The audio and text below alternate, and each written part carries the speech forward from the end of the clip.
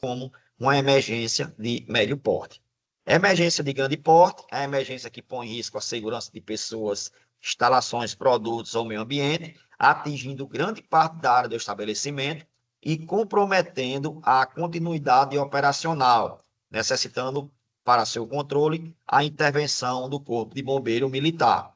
No caso, quando eu pegando o exemplo do pallet, nesse caso, a pilha de pallet passou para um galpão, né, para um galpão onde existia outros materiais combustíveis e inflamáveis, né? Então, os recursos que eu tinha ali na empresa não vão ser compatíveis para debelar esse incêndio. Então, eu tenho que acionar o quê? Os bombeiros militares, que vão vir com suas VCIs, que vão vir com seus recursos para poder realizar aquele combate. Esse tipo de ocorrência, ela poderia, ou alguém se queimou, ou tinha o potencial de causar danos maiores, ou teve que parar toda a empresa por causa desse incêndio. Então, nessa condição, a gente considera esse tipo de emergência uma emergência de grande porte. Incêndios, acidentes naturais, interrupção do fornecimento de energia, vazamento de gás, vazamento de líquidos inflamáveis, queda de balão, acidente pessoais graves, né? As situações de emergência podem, na maioria dos casos, serem prevenidas ou pelo menos controladas através de um bom planejamento, fazendo com que suas consequências possam ser praticamente insignificantes. Elas podem se dar de diversas maneiras, como nos exemplos que nós citamos aí anteriormente. Gente, é importante destacar acidentes naturais, né? No caso de cair um raio, tem uma descarga atmosférica, cair raio, que é um dos casos onde a gente falou no início do treinamento, onde tem que ter um sistema de proteção contra descargas atmosféricas muito bem elaborados. Hoje também é uma das principais causas de acidentes, em instalações onde não tem esses dispositivos bem instalados. Essa queda de balão, são algumas regiões do país que existem essa prática de uso de balões, de balões que usam temperaturas altas, para poder flutuarem, né? Então, o destaque aí para que a gente tem, além dos vazamentos, das ocorrências que podem acontecer dentro da planta, tem os acidentes naturais, que tem que ser um destaque maior, até porque é uma coisa que a gente não tem tanto controle sobre isso. Procedimento de atuação: os componentes da brigada de emergência deverão se dirigir ao local da ocorrência e prestar atendimento, lembrando que a brigada de emergência são aqueles trabalhadores próprios da empresa que recebem um treinamento, específico para combate à urgência e emergência, estão ali dispostos no seu trabalho para realizar qualquer intervenção, seja de combate a incêndio ou primeiros socorros.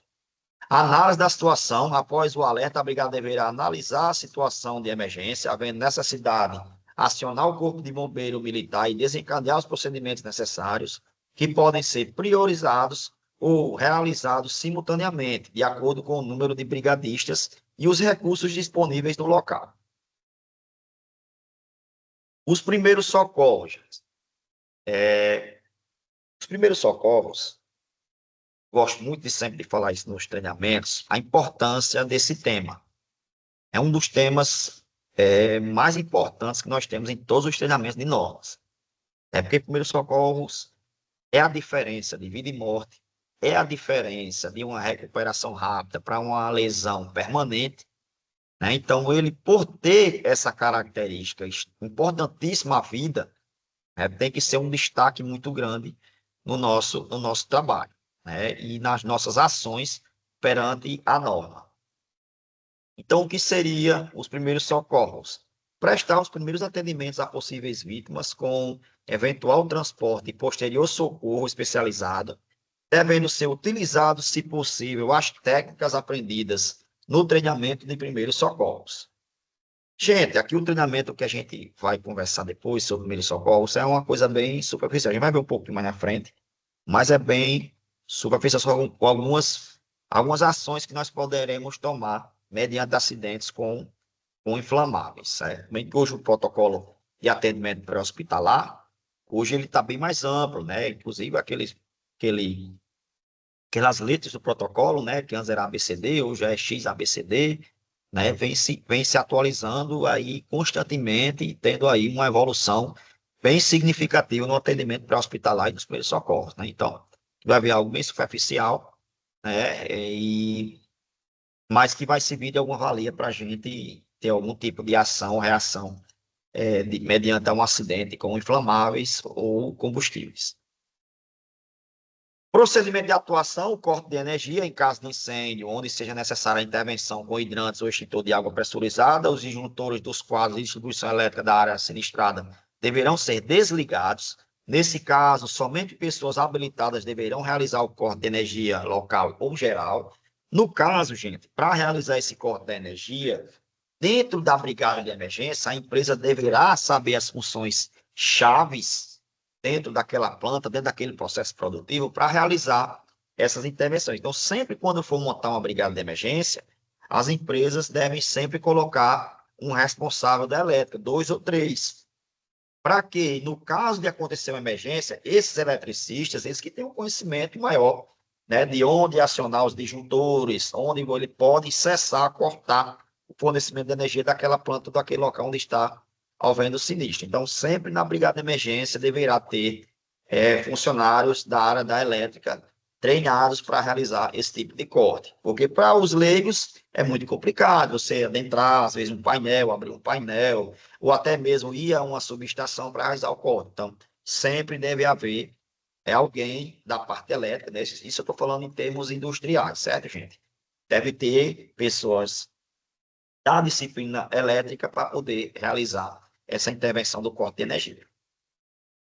Corte de abastecimento em caso de incêndio nas áreas que utilizam líquidos inflamáveis e combustível, o fornecimento deverá ser imediatamente cortado, assim como em casos de vazamento de linhas de distribuição ou equipamentos.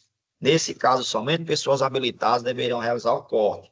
Mesmo procedimento do caso de inserir o eletricista, deve ter alguém da operação, né, algum operador, que tenha conhecimento da planta, onde ele possa ter as válvulas de acesso rápido para acessar esse fornecimento de líquidos ou gases inflamáveis e combustíveis que estejam alimentando o sinistro, né? Então, deve ter sempre alguém das áreas operacionais que estejam inseridos, que tenham conhecimento, né, dentro dessa matéria da distribuição e corte do fornecimento dessa substância para que ele seja também acionado e realizar esse corte de forma mais rápida possível.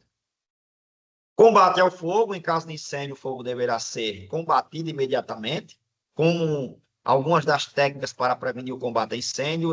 Esta envolve usar o fogo contra o fogo. Na prática, o fogo queima pequenas faixas do terreno para eliminar a vegetação, que é combustível para incêndio. Assim, quando os focos chegam a essa faixa queimada, não há mais combustível e o incêndio é contido. É um método que é usado muito arriscado, principalmente em áreas industriais, onde tem um armazenamento grande de líquidos combustíveis inflamáveis, né, mas que em alguns lugares é usado, né, de queimar a vegetação, de queimar algumas partes de estruturas do prédio de forma rápida, logo, para poder aquele fogo não se alastrar para outras partes da planta. Quais são os principais tipos de extintores? Nós temos o extintor de AP, que é água pressurizada, o extintor de bicarbonato de sódio, BC, o extintor de espuma mecânica, o extintor de fosfato monoamônico, né, que é o ABC, o extintor de dióxido de carbono, CO2, o extintor de halon e o extintor de NAF, que é o NAF, que nós vamos ver um por um aqui na nossa apresentação. O extintor de água pressurizada, que é o extintor que é uma combinação de dois agentes, água e gás propulsor, nitrogênio, geralmente usa nitrogênio, ou às vezes somente mesmo o ar pressurizado, né? Ele combate incêndio de classe A, ou seja, o que são causados por papel, tecido, madeira, plástico, papelão, borracha, estofamentos, fibras orgânicas e outros materiais análogos, quer dizer, por conta da sua capacidade de vaporização, esse tipo de extintor age por meio do resfriamento e do abafamento do material que está em chamas, Entretanto, o extintor de água pressurizada jamais deve ser utilizado em incêndios que envolvam equipamentos elétricos ou materiais reativos, pois pode prejudicar ainda mais a situação. O extintor de água, a gente não usa ele em, em princípio de incêndio com equipamentos elétricos, nós chamamos classe C, né? Em também classe B, que são líquidos e gases inflamáveis, certo? A gente não usa nesses dois, somente para a classe A. O de água pressurizada é somente para a classe A, que é o quê? Papel, madeira, tecido. E o método de combate para esse tipo de material combustível é o resfriamento.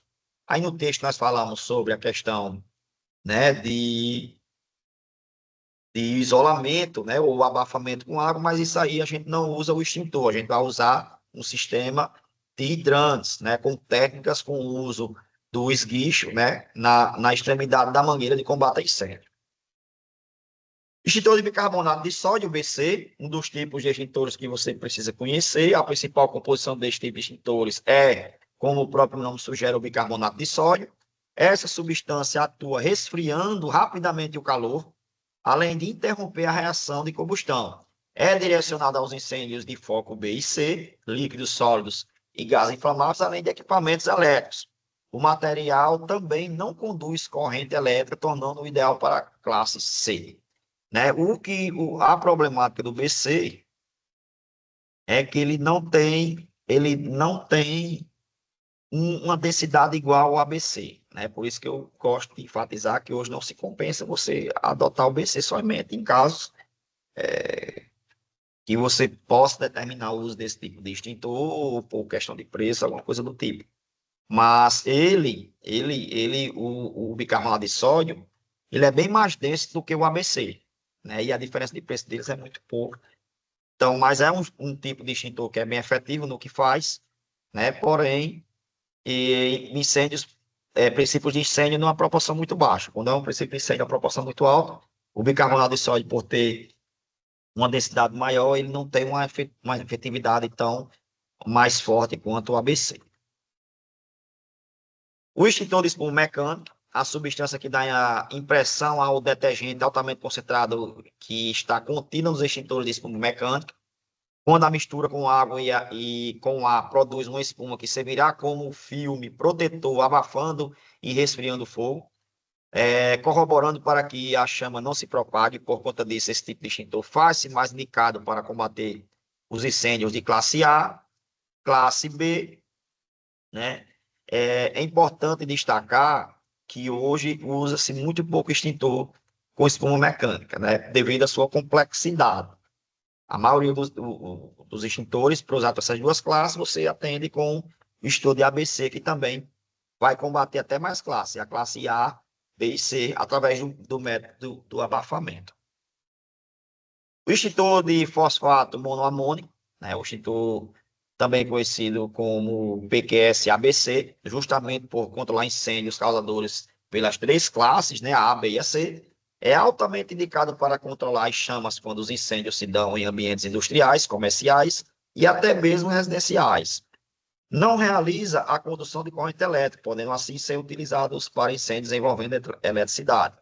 Também disso, abafa a reação em cadeia e controla o fogo em incêndios causados por gases e líquidos inflamáveis, o que impede que o fogo se alastre. Então, esse hoje é o tipo de agente extintor mais eficaz e mais popular que nós temos hoje no Brasil. Tem uma eficácia excepcional. Ele tem uma densidade muito leve, onde ele vai ter uma área coberta, né, através de um método de abafamento muito ampla. Né, você vai conseguir combater ele com uma eficácia muito forte, né? Uma eficácia muito efetiva, né? Então, hoje é um dos extintores mais populares e um dos mais eficazes que nós temos hoje no mercado.